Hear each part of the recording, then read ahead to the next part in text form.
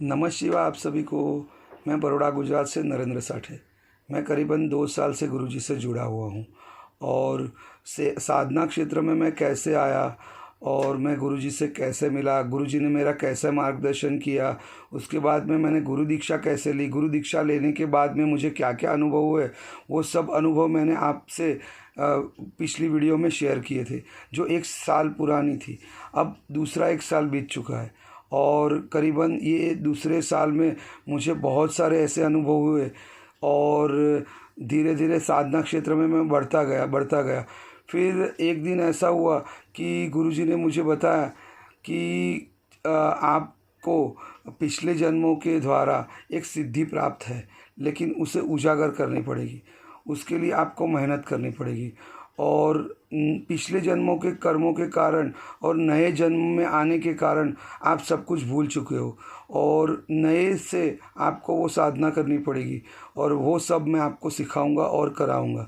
तो उन्होंने मुझे सब साधना के बारे में सिखाया और धीरे धीरे मैं करता गया। ये 1 साल बीत चुका है और इस साल के में बहुत सारी ऐसी परेशानी आई जो मैंने गुरुजी से शेयर करी। तो गुरुजी ने मुझे मार्गदर्शन दिया, मेरा हर वक्त फ़ोन उठाया और मेरे लिए उन्होंने बहुत कुछ किया जो एक सच्चा गुरु करता है। गुरु सत्यवान जी बहुत ही सच्चे और नेक इंसान हैं और वो हमेशा ही साधक जो भी होते हैं उनका वो सुनते हैं और उनके परेशानियां दूर करते और हर वक्त उनका अच्छा ही सोचते और उनकी सहायता करते रहते।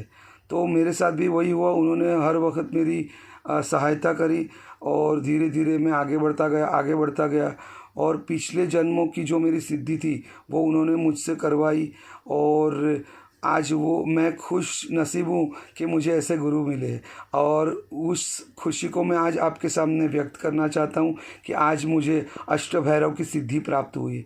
मैं वो सब कुछ कर सकता हूँ जो एक साधक कर सकता है सिद्धि के द्वारा, यानी लोगों के दुख दूर कर सकता हूँ, लोगों का चेकिंग कर सकता हूँ, वो सब कुछ मैं कर सकता हूँ, लेकिन गुरु आदेश में मैं बंधा हुआ हूँ। जब गुरु दीक्षा के बाद में मैंने उनसे ये प्रण लिया था कि आप जैसा चाहोगे, जैसा बोलोगे वैसा ही मैं करूँगा। तो गुरु का आदेश मेरे सिर आँखों पर, गुरुजी जैसा मुझे आदेश करेंगे कि आपको आगे से अब चेकिंग करना है और लोगों का भला करना है या जो कुछ भी वो मुझे सिखाएंगे और कराएंगे, तो उनके आदेश से ही मैं करूँगा। मैं अपने आप से कुछ नहीं करूँगा क्योंकि गुरु ही सब कुछ है। गुरु नहीं तो इस जीवन में कुछ भी नहीं। गुरु तो एक देवता समान है, एक ईश्वर समान है, क्योंकि ईश्वर को तो हमने देखा नहीं है। तो गुरु को ही ईश्वर मानकर मैं चलता हूँ और आप लोगों को भी ये सीख देता हूँ कि गुरु को आप एक ईश्वर मानकर चले, उनकी पूजा करें, उनका हर वक्त सम्मान रखें, उनसे कोई बुरा व्यवहार न करे, तो आप उस मुकाम तक पहुंच सकते हो और वो ईश्वर तक पहुंच सकते हो जो निराकार है। उस निराकार तक हमको पहुंचना है, हमें हमारी मुक्ति करनी है। यानी इस जीवन में जो भी हमने किया या पिछले जन्मों में हमने जो भी किया है वो कर्म हमारे बंधन में है, हम उस कर्म के बंधन में है। यानी वो कर्म करेंगे और कर्मों को करते ही रहेंगे, उसे काटते रहेंगे और नए जन्म में और नए कर्म बढ़ते ही रहने वाले। यानी हमको मोक्ष की प्राप्ति के लिए आगे कार्य करना है, हमें मोक्ष तक पहुंचना है।